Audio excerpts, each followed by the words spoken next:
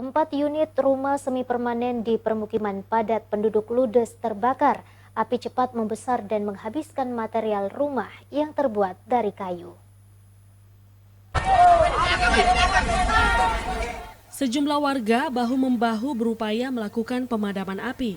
Dengan memakai alat seadanya, begitu mengetahui api tiba-tiba berkobar di salah satu rumah warga di Jalan Sunu 1, Kecamatan Talo, Kota Makassar siang tadi.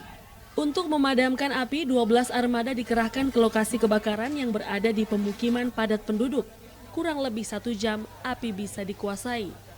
Menurut kesaksian warga, api muncul dari lantai 2, langsung menghanguskan keseluruhan rumah yang berbentuk semi permanen ini.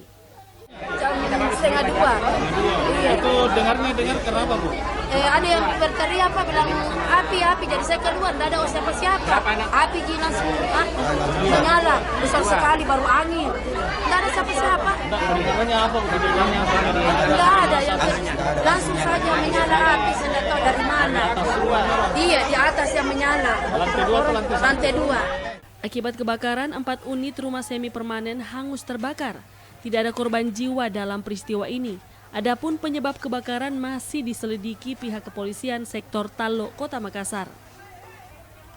Rusma Wandirara, Selebes TV.